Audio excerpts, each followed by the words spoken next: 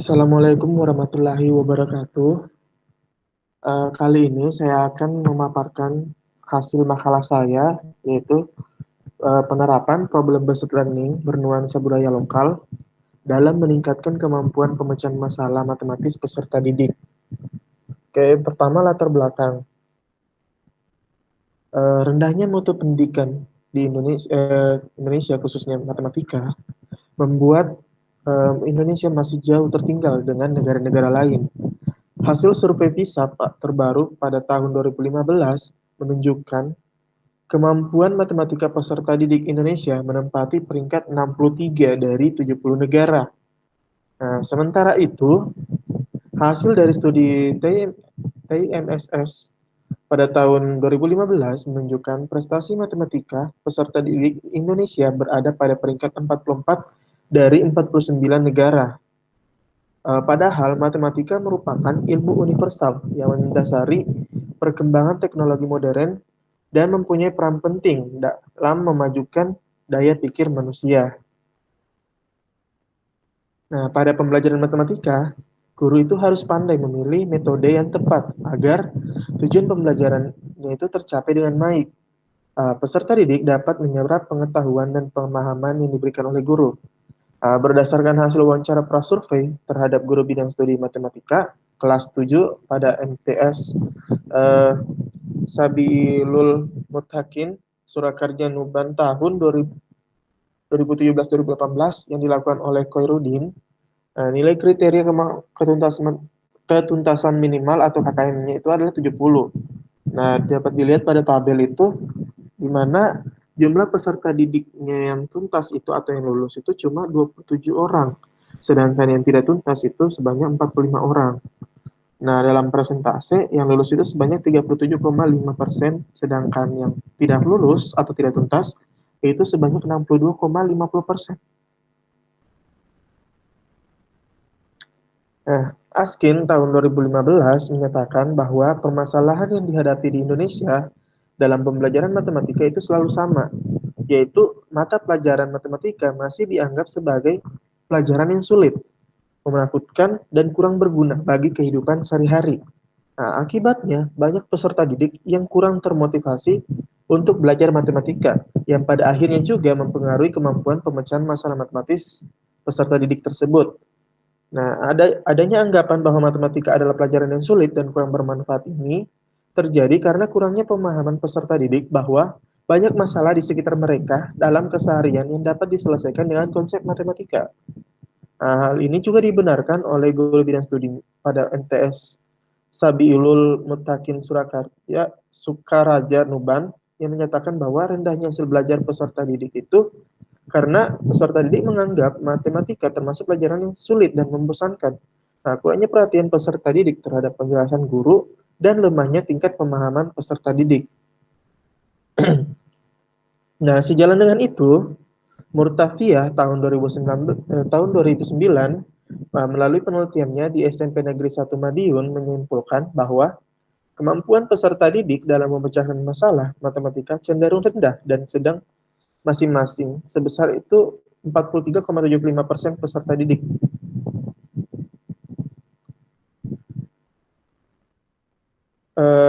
Hasil wawancara dengan guru matematika di SMA 1 Semarang yang dilakukan oleh Sumartini juga menyatakan bahwa kesulitan peserta didik dalam pelajaran matematika yaitu pada aspek pemecahan masalah, terutama soal cerita.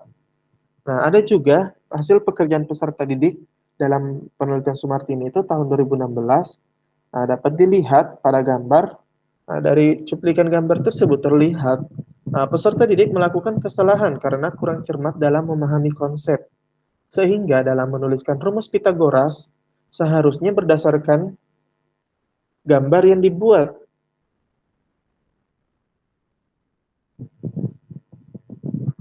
Nah, gambar yang dibuat oleh peserta didik yang digunakan itu seharusnya berdasarkan gambar yang dibuat peserta didik, rumus yang digunakan itu adalah B kuadrat sama dengan A kuadrat tambah C kuadrat. Nah, selain itu, dari hasil pekerjaan peserta didik tersebut, yaitu 576 ditambah B kuadrat tambah 49 menjadi B kuadrat sama dengan 576 dikurang 49. Nah, terlihat jelas bahwa peserta didik ini melakukan kesalahan yang mengakibatkan karena kurang menguasai teknik berhitung. Sehingga dapat ditarik sebuah kesimpulan bahwa peserta didik di Indonesia itu terhitung memiliki kemampuan pemahaman konsep yang rendah dan mengakibatkan kemampuan pemecahan masalahnya juga rendah. Nah, dalam Abdullah tahun 2015 itu mengajukan tes kecil untuk mengetahui kemampuan pemecahan masalah peserta didik yang dilakukan secara terbatas terhadap seluruh peserta didiknya itu kelas 11, kelas 9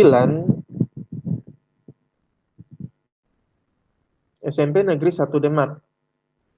Nah, diperoleh hasil bahwa beberapa peserta didik itu masih kesulitan dalam menafsirkan soal, sehingga ia mengalami kesulitan pula dalam langkah-langkah penyelesaian masalah selanjutnya dan memperoleh hasil akhir itu yang kurang sempurna. Nah, untuk mengatasi permasalahan tersebut, itu guru diharapkan dapat menerapkan kegiatan pembelajaran yang melibatkan peserta didik secara aktif. Nah, salah satu model dalam pembelajaran yang memberikan peluang bagi peserta didik untuk mengembangkan kemampuan pemecahan masalah, yaitu model uh,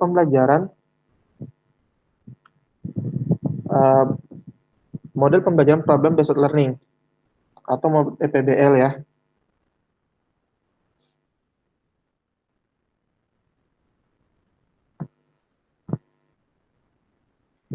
Nah, PBL adalah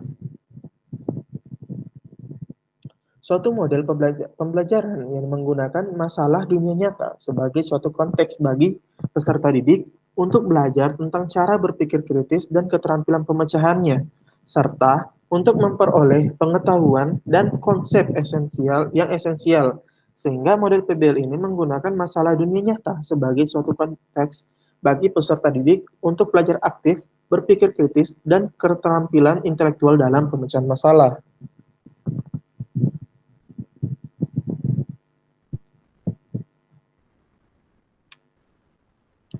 Dapat dilihat ini sintaks dari PBL, yaitu yang pertama, pada fase pertama itu memberikan orientasi tentang permasalahan kepada peserta didik, di mana guru membahas tujuan pembelajaran, mendeskripsikan berbagai kebutuhan logistik penting, dan memotivasi peserta didik untuk terlibat dalam mengatasi masalah.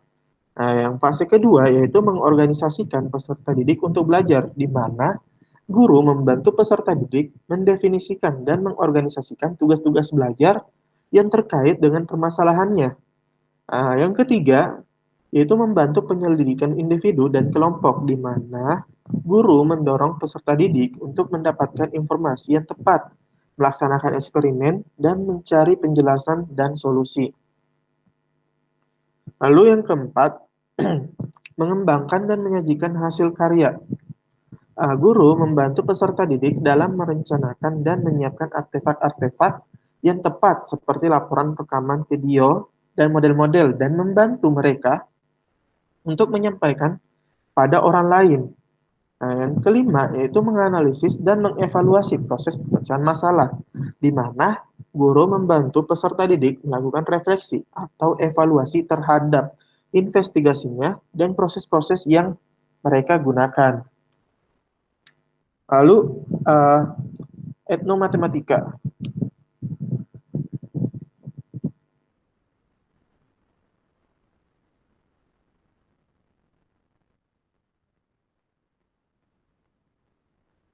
Nah, sorry, De Ambrosio mendefinisikan etnomatematika itu berasal dari kata ethnomathematics. Secara harfiah, kata etno dikaitkan sebagai sesuatu yang sangat luas, mengacu pada konteks sosial budaya yang melekat pada suatu tempat, termasuk bahasa, jargon, kode perilaku, mitos, simbol, dan norma. Kata matema cenderung berarti menjelaskan, mengetahui, memahami, dan melakukan kegiatan seperti pengkodean, mengukur, mengklasifikasikan, menyimpulkan, dan pemodelan. Hierantics itu berasal dari kata teknik dan bermakna seperti makna teknik. Etnomatematika digunakan untuk mengekspresikan hubungan antara budaya dan matematika. Eh, Shoki tahun 2006 juga mendefinisikan bahwa etnomatematika sebagai sebuah kegiatan matematika yang bersifat multikultural, yang menggunakan budaya dalam membuat koneksi dengan topik matematika yang khas. Nah, hal ini sejalan dengan etnomatematika dianggap sebagai cara untuk mengontekstualisasikan ide matematika karena terkait dengan teknik yang dikembangkan sebagai studi prosedur matematika yang dipraktikkan oleh anggota kelompok budaya yang berbeda.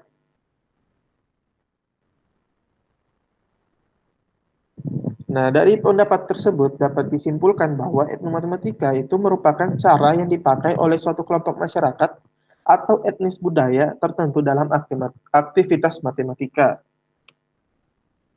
Nah, dapat dilihat itu ada salah satu contoh penyelesaian soal yang bernuansa budaya lokal atau bernuansa etnomatematika. Nah, di mana angka yang pertama itu diketahui atau memahami masalah itu di mana diketahui atap lonceng cakra donya berbentuk segitiga, di mana di keempat bagiannya itu, sorry, atap lonceng cakra donya berbentuk segitiga di keempat bagiannya. Nah, jika panjang dua sisi alas berukuran 180 cm dan 210 cm, serta sudut yang diapit oleh kedua sisi tersebut adalah 50 derajat, nah ditanya berapa liter cat yang dibutuhkan jika setiap 40.000 cm kuadrat itu membutuhkan 1 kilogram cat. Nah, bisa dilihat itu penyelesaiannya. Jadi yang didapatkan itu cat yang diperlukan itu adalah 1,447 kg ya, kilogram. Oke, lanjut. Berdasarkan tadi, jadi di sini saya memberikan solusi di mana yaitu memberikan model pembelajaran yaitu problem based learning itu bernuansa budaya lokal atau etnomatematika. Nah,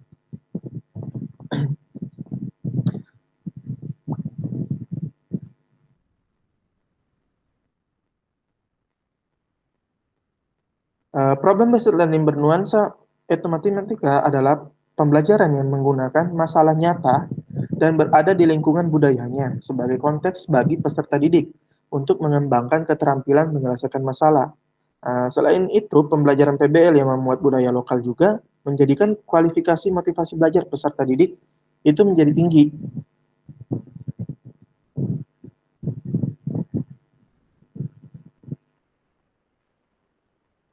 Dapat dilihat sintaks PBL yang bernuansa budaya lokal itu dapat dilihat pada tabel yang dimana pada tahap pertama itu orientasi orientasi peserta didik pada masalah yang dimana aktivitas gurunya itu yang pertama peserta didik itu membaca materi atau modul yang diberikan dan yang kedua peserta didik itu diberikan suatu masalah berkaitan dengan budaya lokal yang ada pada materi atau modul. Yang ketiga, peserta didik mempelajari dan memahami masalah yang diberikan. Pada fase kedua yaitu mengorganisasi peserta didik untuk belajar di mana yang pertama peserta didik itu menanyakan hal yang belum dipahami. Yang kedua, peserta didik mengerjakan LKPD. Yang ketiga, peserta didik mendengarkan dan memperhatikan contoh soal yang diberikan oleh guru. Pada fase ketiga yaitu membimbing penyelidikan individu maupun kelompok, di mana yang pertama peserta didik mengerjakan soal LKPD yang berkaitan dengan budaya lokal. Nah, yang kedua, peserta didik mengumpulkan informasi individual dan terus yang ketiga, peserta didik melakukan diskusi hasil temuan individu. Dan yang keempat yaitu peserta didik menganalisis masalah dan menyelesaikan masalah secara berkelompok. Pada fase keempat yaitu mengembangkan dan menyajikan hasil karya, di mana yang pertama kelompok membuat penyelesaian masalah yang terkait dengan budaya lokal dari hasil diskusi kelompok. Yang kedua, perwakilan masing-masing kelompok mempresentasikan hasil diskusinya. Yang ketiga, peserta didik mengajukan pertanyaan kepada kelompok-kelompok penyaji. Dan yang keempat, kelompok penyaji memberikan jawaban atas pertanyaan yang diberikan. Yang fase kelima yaitu menganalisis dan mengevaluasi proses pemecahan masalah. Eh, di mana yang pertama, membandingkan jawaban dengan kelompok lain. Dan yang kedua, memberikan umpan balik melalui kegiatan diskusi dan tanya jawab. Oke, mungkin itu saja yang bisa saya jelaskan. Jika ada pertanyaan, saya akan mencoba untuk menjawab. Terima kasih sebelumnya.